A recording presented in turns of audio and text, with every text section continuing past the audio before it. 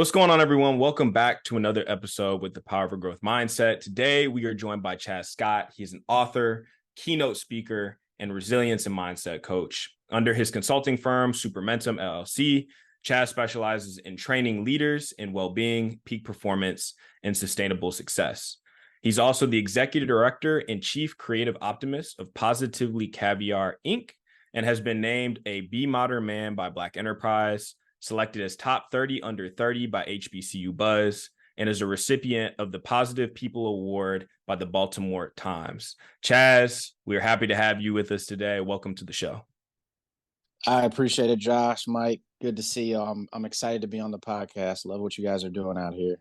For sure. Well, we like what you're doing as well. And there's a number of things that we want to touch on today because you have a pretty unique story. But we do love to open up our conversations with a check-in. For us, and as you're probably familiar, especially in our community, mental health is one of those taboo topics, but also just checking in and making sure we good. That's something that we don't do that often. So we want to open up the show with you and really just ask you, how are you doing? How are you feeling today? I know the last few days have been jam-packed for you. So mentally, physically, emotionally, how you doing, man? I'm doing good, man. I appreciate that. Josh, I saw you last week at the Black XL conference by Black Enterprise down there in Miami, and I'm really feeling good. Being around a whole bunch of Black professionals, Black men in particular, being able to express themselves, being able to be vulnerable, allows you to kind of build like a tight-knit community of like-minded individuals. And just for myself, it just really means a lot to just be around people that are kind of on that same path, looking for solutions. Because sometimes, when you're out there in the wild, man, sometimes it gets tough. You're like, man, I just want to find my people. Right. So being around your people and me coming back, I live in the DC area. I feel refreshed. I feel inspired. I see a lot of people posting about the conference and stuff, and I'm just ready to get back into action and just provide solutions to people. So I'm excited to kind of be on the podcast, man. Yeah, that's awesome. And really to add, I think the experience too there, like everything from hearing about growing wealth in our community to mental health, which is something that you touched on, to how we can continue to support our youth, especially as they're going through their education. They touched on all that. So like you, very refreshed, very excited. And I think the conversation that we're having today is timely, just coming off the conference. So that actually kind of leads us to pivot. We want to touch a little bit more on your story, right? And we know that in your background, and I think it holds true, but a common thing that we have as people is that the idea of working harder is what's going to lead you to success. And that's going to be the fulfillment for you as a person. But I know in some of both you talk about in your book, and I know you've also highlighted in a lot of your materials, you specifically found that working harder didn't result in satisfaction.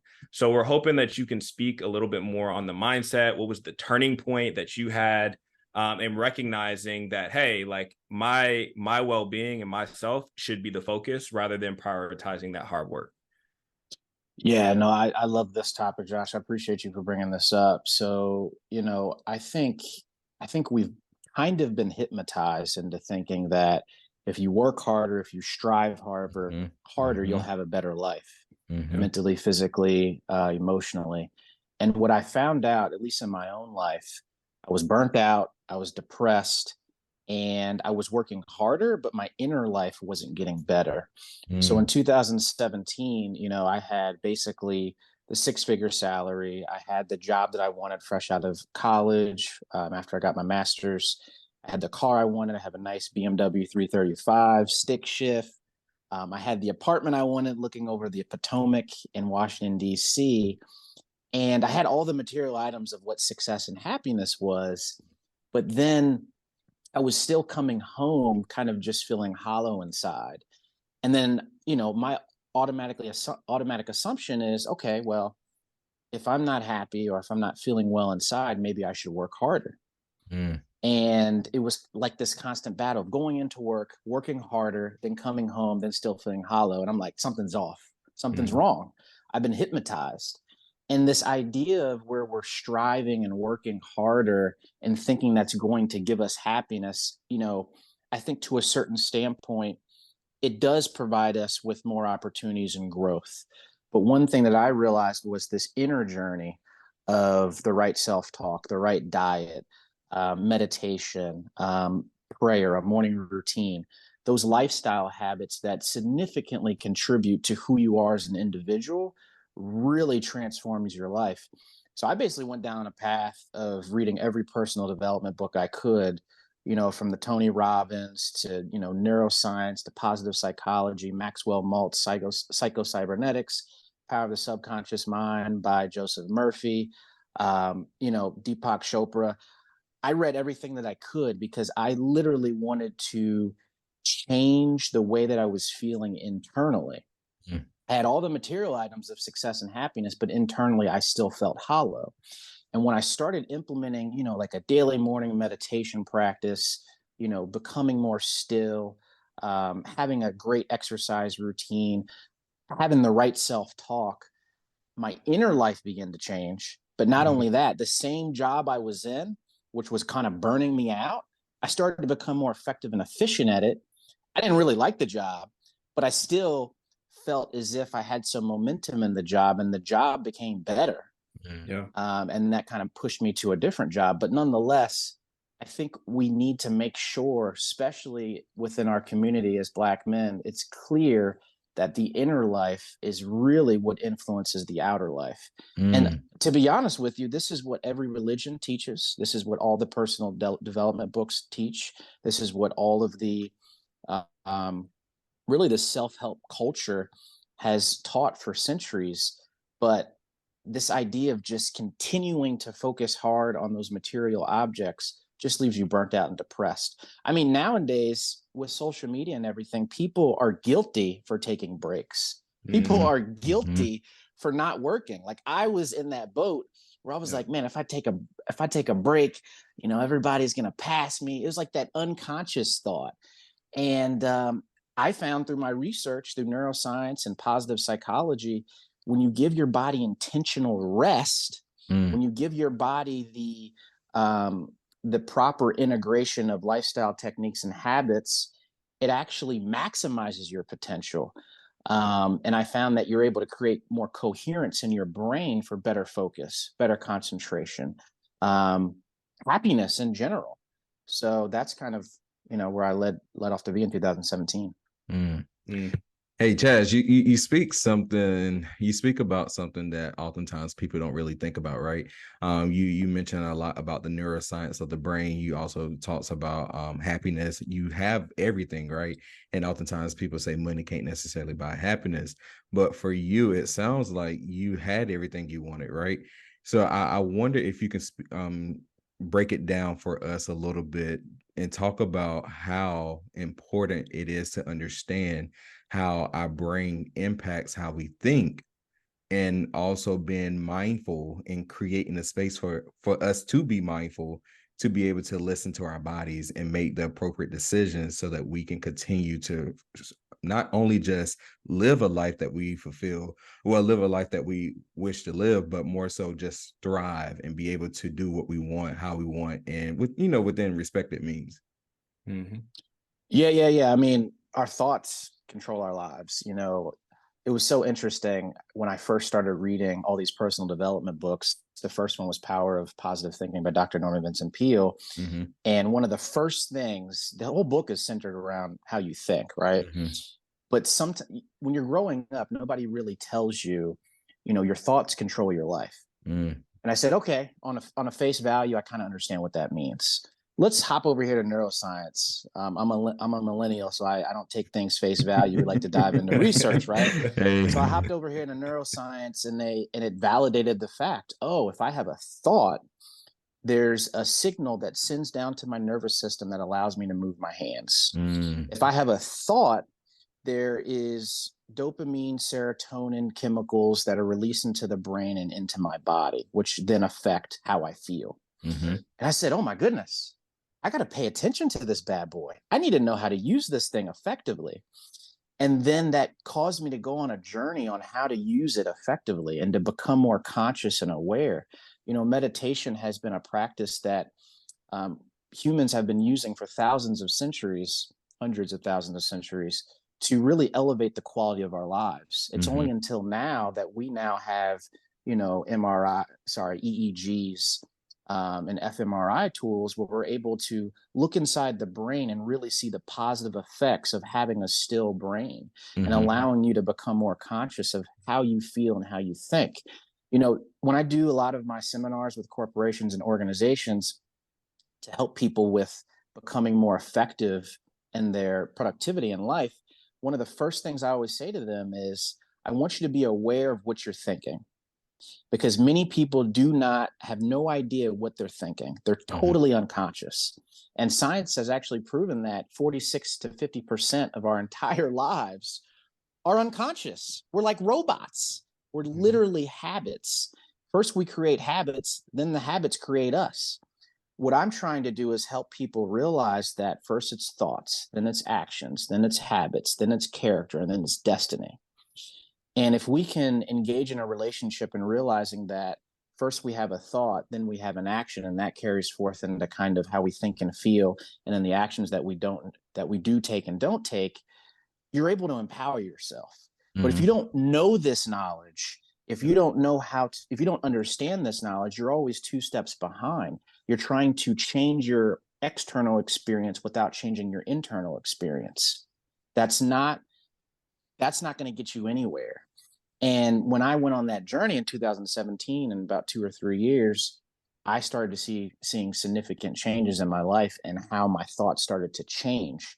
But it didn't change until I started integrating a meditation practice, until I started paying attention to my thoughts, and I started having great self-talk, which took some time. But the understanding is very important. Can you speak to some of the common misconceptions about meditation? Because often sometimes I have been in spaces where people will say, "Well, I don't want to do that. That's we don't do that in my religion," and I'm just like, okay, all right. Tell me more. And then once we unpack it, I'm just like, that's miseducation. That's not misalignment of your religion. That's miseducation of what you understand about how meditation works and what it can do for our bodies. Do you mind speaking to those misconceptions?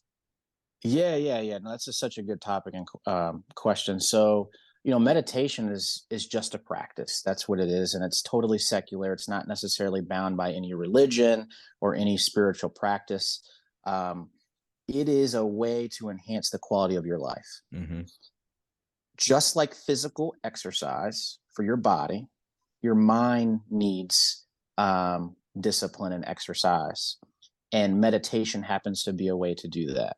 Focusing on your breath, focusing on an object. Some people focus on candlelight or focus on an object on a table, but it's a way to bring focus and concentration to our lives. I said it previously, most of our lives are totally unconscious. And if we have no awareness of what we're thinking, then we're less likely to be able to catch thoughts that are negatively affecting us because we're unconscious, we're asleep. Meditation allows you to bring awareness to certain thoughts that you may not even be accustomed to hearing. And that small self-talk is literally influencing us each and every day. The actions I don't take, the actions I do take, how I feel internally is literally a running script of how I think and how I feel. And I think if people are shown or told in a way where meditation is simply a practice to enhance the quality of your life, people are be able to be open to that. I think the misconception is an issue. And I do think, podcasts like these and having really conversations that can highlight the importance of the neuroscience, the positive psychology that basically says, hey, from a science perspective, this literally can enhance your creativity. It can enhance your performance. It can help you create coherence in the brain, in the right and the left brain hemispheres. Like, this is a cheat code to life. If you want to live a better life, you need to meditate daily. Literally. You know what I'm saying? And it's similar to this. I talk about this study, and as it relates to physical fitness. I think physical fitness is really key for the mind and body connection. But in 2007, they did a study. I think it was some German scientists. They did a study to try and figure out how physical fitness helps to enhance your mental faculties, right? And what they did was they split two different groups, two different people, and they wanted to learn new vocabulary words. Both of them did. One group learned new vocabulary words after working out. The second group learned new vocabulary words before working out. The individuals that learned the new vocabulary words 20% faster were the individuals that learned the new vocabulary words after working out. So the reason why I'm sharing this with you is because your inner well-being, your wellness needs are a foundational product to who you are and who you become. Most people are like, oh, I don't have time to work out, or I don't have time to meditate. The truth is you can't afford not to, because it actually enhances your ability to get to your goals faster. And not only that, you feel good in the process. So these are studies that are highlighting why physical fitness, why meditation, why these practices are integral in allowing you to become your best self. And if you do them daily, you'll become more efficient. You'll show up as your authentic self, and you'll just be more present with yourself. If I miss a meditation in the morning, I'm just all over the place. I'm not conscious. I'm not aware. And my relationships aren't as fulfilling because I feel like when I'm talking to people, my mind is thinking about something else. When I'm able to bring myself back to where I am, meditation practice, I'm able to be conscious and aware and present with my relationships. And I kind of went off the topic there, but I just wanted to highlight the importance of what your wellness needs in order for you to live out your fullest potential. No, I appreciate you shedding light on that. And I even say Mike is the one who introduced me to meditation. I'm one of those folks who, whenever I get overwhelmed, I can get anxious very quickly. And, I've got the physical. I think we all have the physical, but that spiritual, the ability to reconnect is huge. And it kind of allows you to refocus and recenter, which kind of leads me to this question for you. You mentioned that you start your day with meditation. I know you had also mentioned that you start your day with a run. But for our audience, and I think we all fall into this bucket of, we need to find a way to recalibrate, or we may not feel like we're in balance. So I'm curious that when you have those moments of anxiety or those episodes of depression, or you feel like you're burned out, what is the process that you particularly take to bring you back to being centered? Because I think I think it's easy to be like, yeah, we can meditate, we can work out, but I think we can all agree here in this session that it's a process just getting to that point first. So would love your perspective on that. No, that's facts, 100%. So typically when I'm stressed and I have some anxiety, I got a task of things I need to do, or feel like I feel very overwhelmed, the quickest thing to get me down into what's called the parasympathetic nervous system, which is your rest and digest nervous system, is breath work, quick breathing exercise. The quickest way so basically your sympathetic nervous system is your fight or flight nervous system. Okay. And when you are stressed, you have anxiety, you feel like, there's a lot of thoughts running through your head, you're spinning up your sympathetic nervous system as if you're running away from an actual threat. We know we don't have actual threats anymore in terms of like a saber-toothed tiger back in the prehistoric days, but we do have scrolling on timeline, looking at Jada Pinkett Smith and all the stuff she got going on, comparing ourselves to people on social media, right? That spikes a nervous response and some anxiety, right? And some tension. So the quickest way to spin down your sympathetic nervous system and spin up your parasympathetic nervous system is connecting with your breath. Now, there's many yogi practices in terms of the 4-7-8 breath work exercise, where basically the key is you let your out breaths be longer than your in breaths. And once you do that, you stimulate your vagus nerve, and that allows you to calm down your sympathetic nervous system and spin up your parasympathetic nervous system. But the key is to breathe in 4 seconds, hold your breath for 7, and then breathe out for 8. And the key is to double the amount of time it takes you to breathe out than it does to breathe in. And when you do that consistently, literally, you feel like you're on cloud nine very quickly. So I do that probably 6 or 7 times a day when I feel like I'm out of balance, or somebody pissed me off on the road, or, I just feel like I didn't get my meditation in the morning. I always come back to self. And many times it's really hard to just kind of start a quick meditation session, especially when your mind is going crazy, right?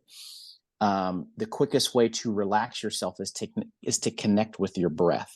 And I found that breath work, the 478 technique, has been really crucial to my life, and significantly changing how you feel, but also how you think.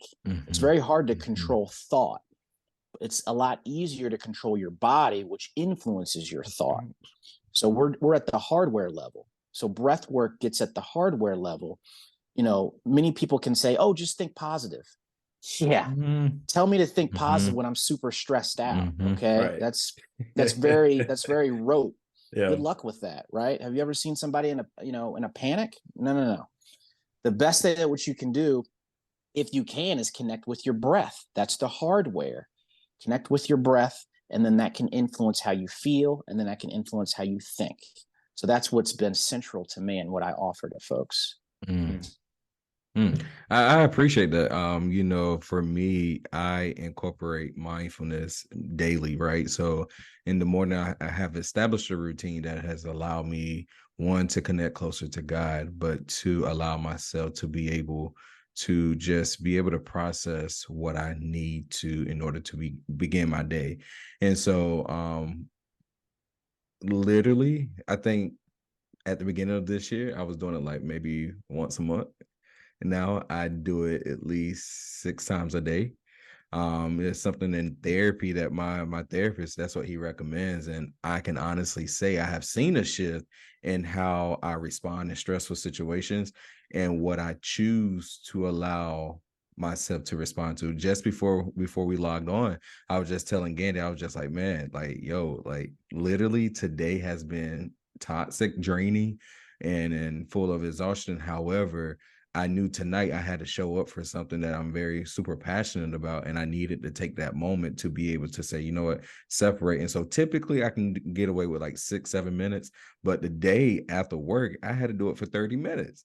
And I literally had to decompress, like literally just sit with myself and just say, I'm letting everything go. I'm now going into my house and, just continue to breathe in, breathe out. And honestly, at a point in my life, I didn't necessarily believe it could work, but I'm a living testimony to say that this does work for me, and I'm not out here selling anything, like how they be selling on like commercials and whatnot. But I can honestly say, man, like it helps. It helps. And when people say you're feeling anxious, I'm just like all those anxious thoughts that was entering my body from other people trying to project their emotions on me. And as a therapist, I work at a school, and so counseling students all day, every day, just hearing their emotions and just releasing that from me so that I can receive what I need to. So I appreciate you for sharing that. And Mike, if I could add to that real quick, I love the fact that you're bringing that up, because you're basically saying when I'm feeling out of whack, there's something I can do that can bring me back to who I am. It takes a lot of people to get to that point in their journey in their life. Yes. Because so many of us have become accustomed to just being out of whack and not knowing what to do. So the fact that you're able to share that story, and we're having a conversation on this podcast to give people techniques, is so important, because I'm all about trying to improve the quality of people's lives. Like right now, what's something that you can do to feel better right now? And your story is, I love that you share that.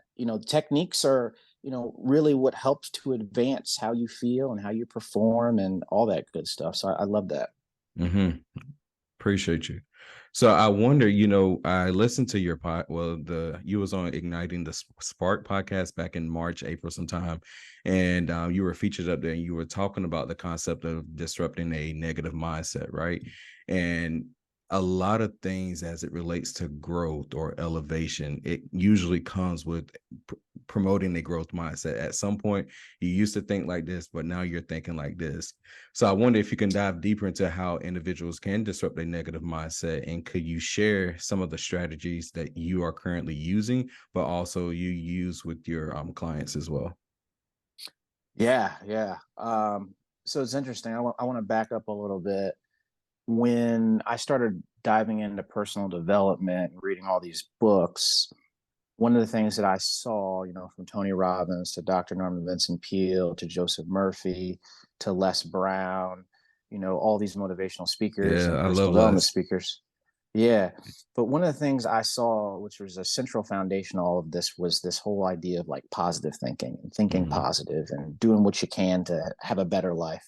And positive thinking happened to be a term to help people concretely start changing their lives.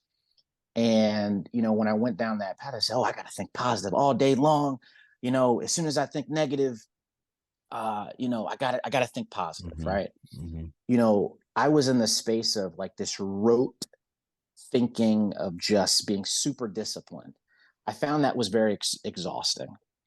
And I realized it wasn't necessarily reality, to be Mhm. completely frank. There are things that are going to make you upset and pissed off.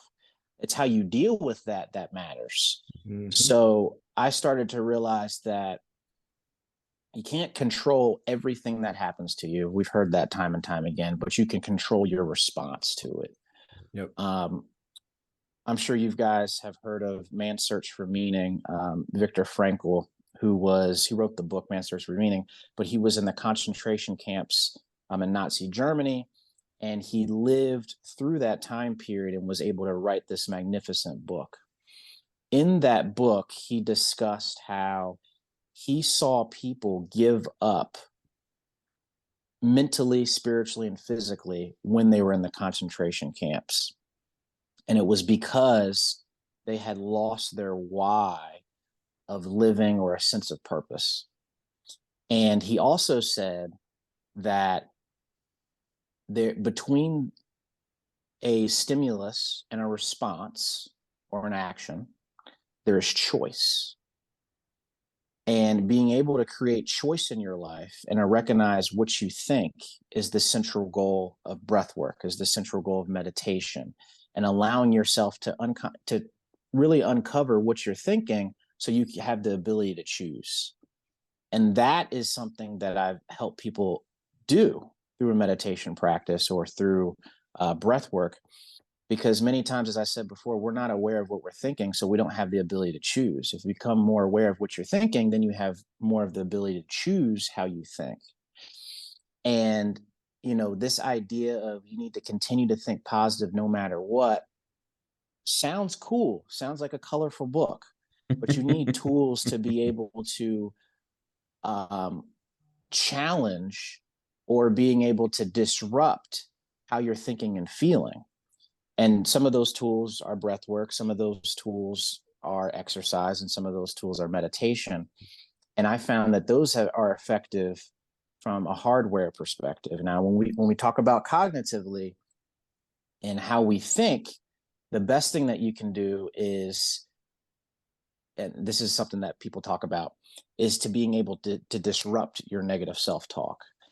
So if you're able to become aware of it, what's a tool or strategy that can help disrupt it? Some people, they have a rubber band. They do like this to wake up their subconscious mind to make them realize how they're thinking, because many times we don't know what we're thinking. So an example that people have used previously, sometimes I give it to people, but from a cognitive standpoint, if you have a rubber band, you can snap your wrist, and then that helps to awaken you to realize, oh, I have a negative thought. Let me be more conscious and aware.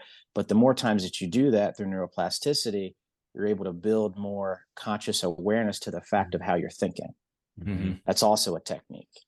So, yeah, I mean, there's tons of ways out there, but a central goal is just being able to you to become aware, so you have choice. Mm. Mhm. I received that. So that I can see that being realistic for adults, right? But let's talk about students. I know you work. You have done some work for the city of Baltimore. I want you to, well, can you speak on your experience on encouraging, and if you haven't already, but speak on your experience with encouraging students that think, you know how we teach students to go to college and get a good job. You graduate, you go to college, get a good job, graduate, or go to college, graduate, get a good job, get married, and then you're automatically in this cycle, right? So I wonder if you could talk about how it's important to think long term instead of just living in the moment, saying, well, you know what, how can I fix this situation in the moment, but help me understand where I'm going. And the purpose that I'm trying to get to is understanding the purpose of a long-term goal versus short-term. And I wonder if you can speak to that experience as you have been working with students in the city of Baltimore. Yeah, no, Mike, that's a tough topic. That's good discussion. So we do mental wellness workshops for underserved youth in Baltimore and DC. Are you serious? And yeah, this is a thing? yeah. Oh, wow. Okay. With my nonprofit. Okay, But okay. It's not so that we don't necessarily help. We help them to create a future vision for themselves, but what we're trying to do is give them techniques to be able to disrupt negative self-talk, give them techniques to be able to uh being able to disrupt stress in their lives. The kids that we're working with come from some pretty tough backgrounds and some pretty tough homes. So for us to walk in or even have a conversation in terms of what we're listening to right now would be new to them, would be refreshing. And when I go in and do these workshops, it's usually a team of us and we have volunteers. We're extremely vulnerable with some of the things that we've experienced, which helps create that connection and that empathy and compassion. But then we start to kind of go into, what are some of the things that you can do in the event that you feel like this, right? And a lot of them have not been exposed to many of these practices or any of these techniques or anything like that. That's so true. the biggest thing that we're trying to do is get them exposed to it, to focus on kind of like the right now. I think it's really hard for an individual to have a future vision for themselves if they're so focused on the fight or flight, just survival mode of right now. And the central goal of our nonprofit is to give them a sense of, if I feel like this, I can do this, straight like that. Similar to you, what you said, Mike. If I feel like this, I can do that. And they don't have that. Giving them some coping skills so they can even envision a future vision for themselves. It's so hard for them to envision a future vision because of what they're dealing with right now. Now, I will tell you that we do some goal setting. We highlight the importance of, writing down your goals, or, what's a dream that you have? And many of them say, I want to be an NFL player, NBA player, a dancer. We tap into that. We tap in and encourage, and we like that inspiration. We want to build a interactive space that allows them to open up and to be comfortable talking about mental health, because mental health, especially in the Black community, is sometimes can be a dark subject to talk about. But in the workshops that we do, we create a fun, interactive space that allows them to open up and then allows them to seek the help-seeking resources that they need, or have the help-seeking behaviors to seek the resources that they need. A lot of them don't feel comfortable going to a mental health professional about some of the things that they feel, because it's just so formalized. They're wearing a suit or a polo and stuff like that. So if we're giving them techniques and things that they can do in an interactive environment, they're much more open and being comfortable expressing how they feel, and then taking the advice or some of the techniques that we're offering.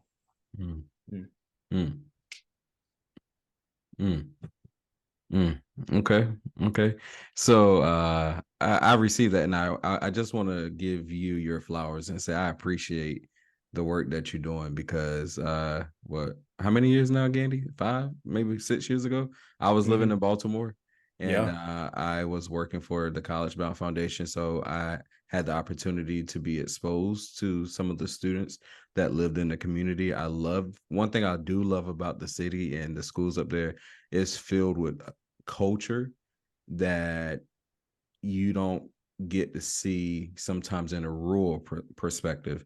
And so I appreciate the work that you are doing and the work that you have already done, because that work is extremely needed, especially for those students. Because literally on my way to work, I seen people who were having like episodes. I seen people who were literally laying in the street from overdosing.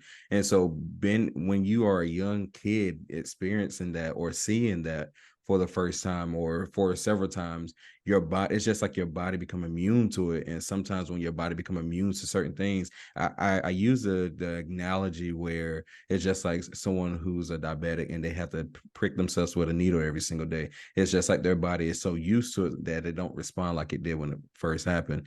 But how different types of complex trauma can be trapped inside of you, that it can hinder so much success to the point where it's just like you almost have to go and get a detox in order to overcome it. And so I just want to say I appreciate that, and I give you your flowers.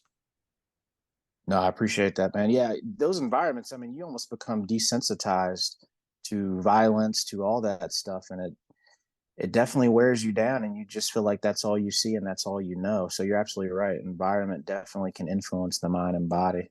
Yeah, So and to add to that, I really want to kind of stay focused on this topic because you talked about your experience, and even Mike just shed light on what he experienced. But when we think about preventative measures, right, oftentimes we, especially in our community, either wait until it's too late or we just let things build up until the worst outcome we can think of can happen. So you know, I remember at the conference this past week, you mentioned that we shouldn't wait until it's too late. Like whatever resources, there are things in our community that we can take advantage of.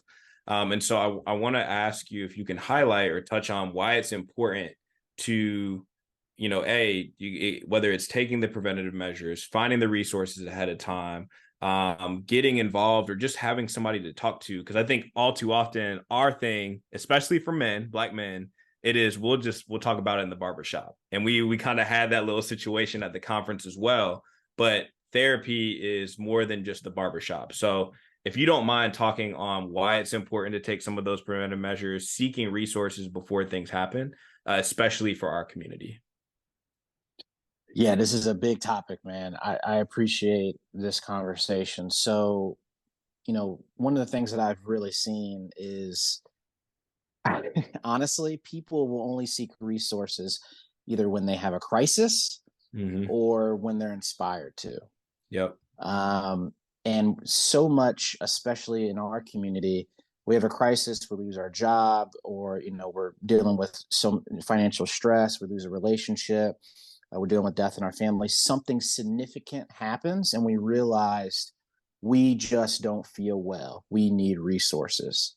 The whole purpose of the book I wrote, Success Starts Within, and the whole purpose of my message is to really illuminate that life is better when you have the right lifestyle habits. You're able to bounce back from stress much more effectively. Your brain is much more malleable, so you're able to effectively handle the demands that are thrown at you.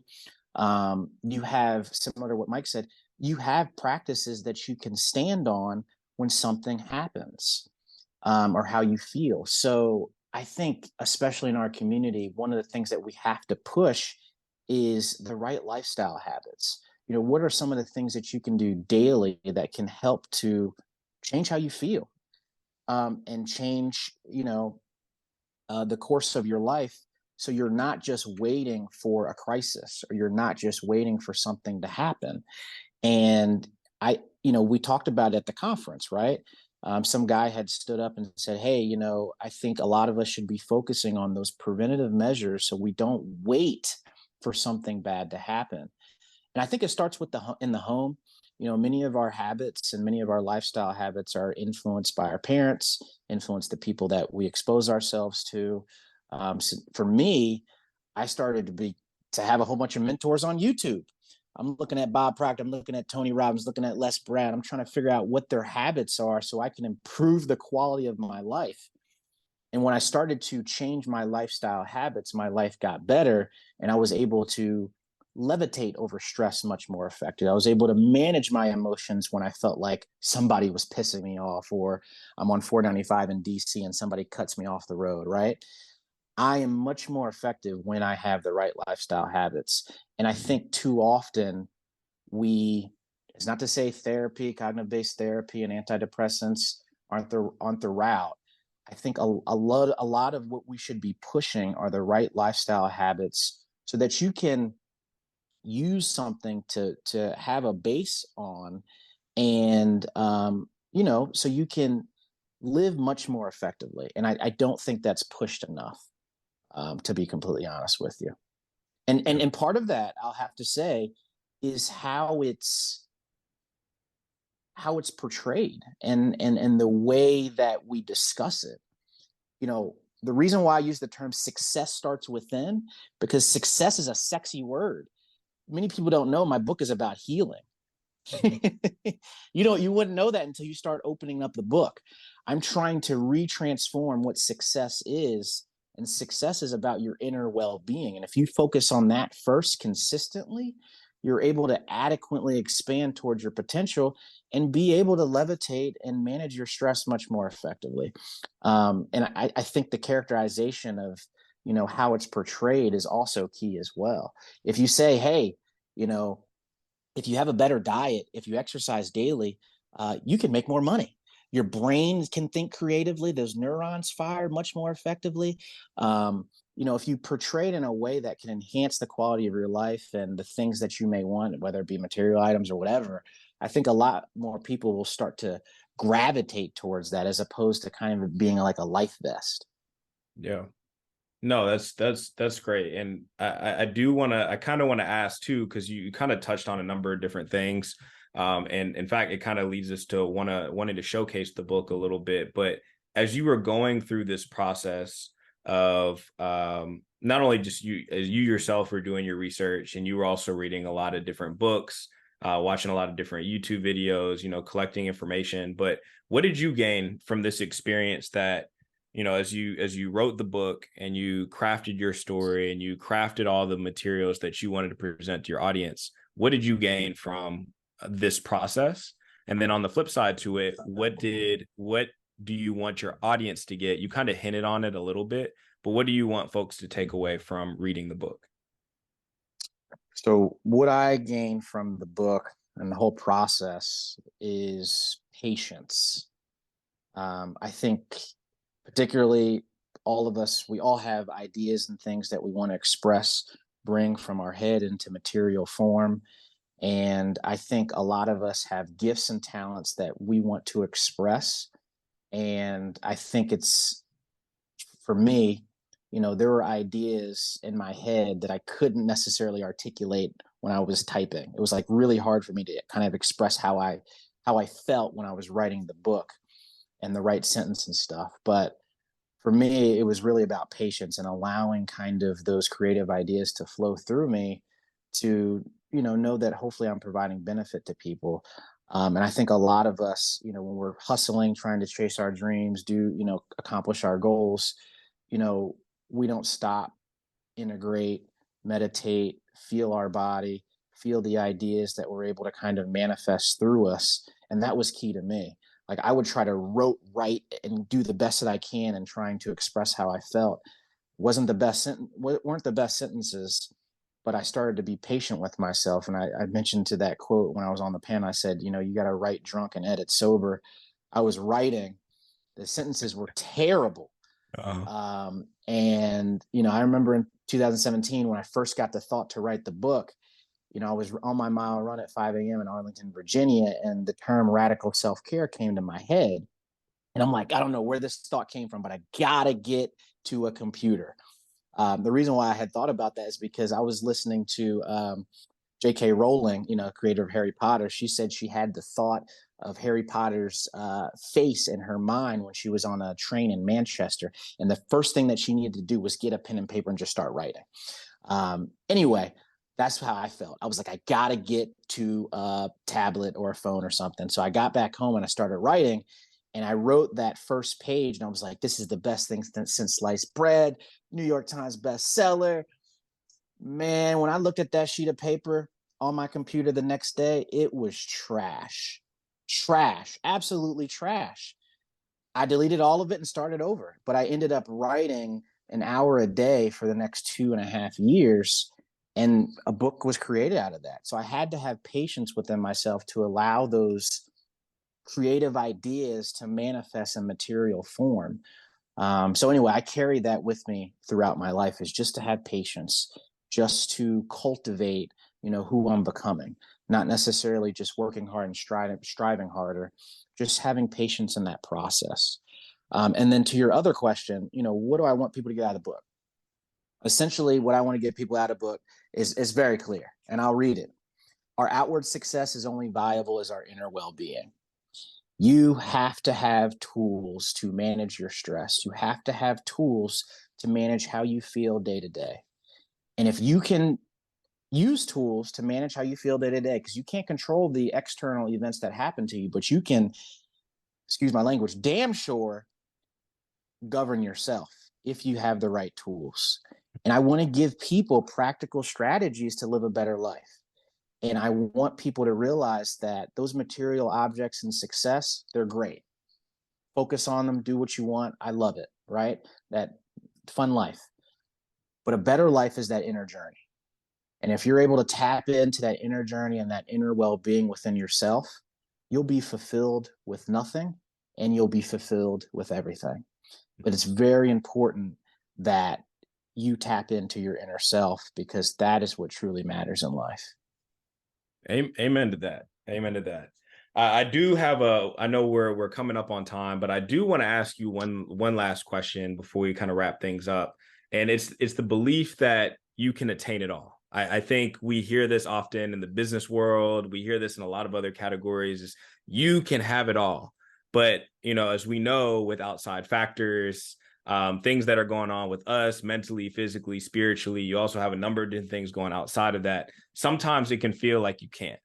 And I'm curious from your perspective, as you talk on, the meditation, as you talk about finding that inner peace, as you talk about finding balance, is the belief that someone can attain it all something that someone can achieve, especially as you look at your story and how you practice what you do each and every day?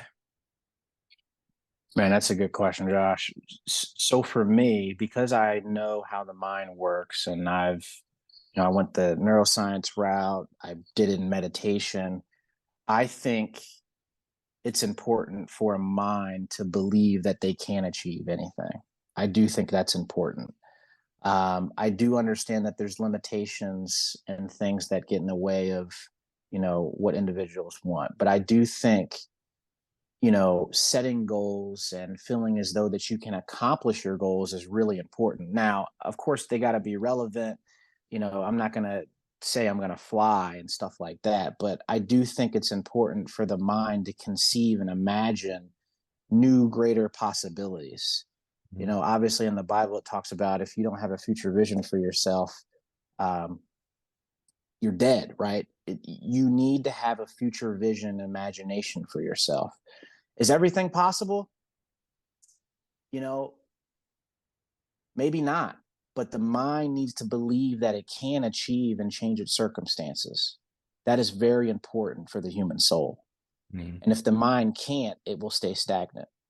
So this whole idea of human potential and limitless and being able to see a future vision for themselves, it's very important, especially considering where all you see is the exact opposite of how you feel, and you want to change your external experience. You have to almost think limitless. You have to almost look beyond your external experience, because everything that you see visually and audibly and how you feel is telling you the exact opposite of who you believe you are. So I think it's necessary. Yeah, we preach it on this platform all the time. It literally begins and ends with you. So we agree. Well, as we wrap up, man, first off, thank you for being on the show. One thing that we do want to ask for our listeners, because I know we touched on a lot today, Any final words of encouragement, anything that you can, from an advice perspective, provide folks, especially when you start thinking about the challenges that other folks may have day to day, whether it's mentally, physically, spiritually, emotionally, work's kicking their butt, whatever it may be. Any closing words for our audience today? Yeah, I think the only closing words that I have is, just find somewhere or some practice that can ground yourself. I think, the central topic of what we're discussing is, there are ways to create a better life. There are ways to enhance the quality of your life. And if you start seeking those resources will come to you. And if you can find just one habit or some technique that can ground you and make you feel like you're showing up as your authentic self, if you do it daily, your life will begin to change. And I think that's important. And I think, for me, it's never been those grand experiences that have changed my life. It's just been those daily lifestyle habits that have slowly changed how I feel internally, and then, what's changed externally. So That's real. Well, awesome. Well, we appreciate you, man, for stopping in and giving us a little bit of time today, and then of course providing some gems to the audience. As we kind of wrap up, how can people get in contact with you? How can people stay connected with you, whether it's on social media, LinkedIn? Let us know how folks can get tapped in with what you got going on. yeah, I'm on all the social media sites, Twitter, Instagram, TikTok, very rarely, at Chazz, Chazzc Scott. I'm also on my website where I have seminars as well as coaching for leaders and entrepreneurs and professionals, all to help people achieve more and stress less. So that's at chazzscott.com. I also have some free books as it relates to achieving more and stressing less for your listeners, and that's at chazzscott.com backslash, or I guess that's / free books. And you can just download those free books as resources to really help you achieve your potential. For sure. And I guess one other plug real quick. I know Success Starts Within. If people want to read the book, get a better understanding of the book, or order it, how can people find that as well? Yeah. No, good point. So Amazon, Barnes and Noble, anywhere books are sold. And the audiobook just dropped a couple of weeks ago. I'm very excited about that. They got a brother on there that doesn't sound like me, but it sounds good. So check it out. But I'm very happy about the audiobook. So check it out. I think it really can provide a lot of inspiration and empowerment for people. So happy to share that. So again, Chazz, we appreciate you for being a part of our show today. You brought up a lot of great points. Something that I take away that we didn't necessarily talk about was the power of showing up as your authentic self and being able to understand what your body needs, but also learning more about how the neuroscience impact positive thinking. And so I just want to challenge our listeners to get in the habit of this week, whenever you hear this episode, find time to explore YouTube, explore Chazz's website, to find a way to begin your journey to doing mindful meditation. And, there are different YouTube resources. There are also resources on our website as well. But just find at least 5 minutes of your day, after you listen to this episode, listen to it, give 5 minutes of your time, just do mindful breathing, and reach out to us on social media or send us an email and let us know your experience afterwards, because at the same time, you're not in this journey alone. That's the whole purpose of this platform, because we are growing together. I'm not the same Mike that I was when we created this platform. Josh is not the same Josh. And so we just want to grow with everyone else. But again, Chazz, we give you your flowers. We appreciate the work that you're doing. But most importantly, we just want to say thank you. And it's the power of a growth mindset. It all starts with you.